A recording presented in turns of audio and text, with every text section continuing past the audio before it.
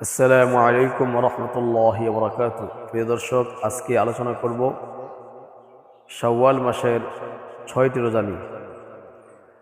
আমরা সকলে জানি শাওয়াল মাসের 6 রোজার খুবই গুরুত্ব রয়েছে এবং ফজিলত রয়েছে।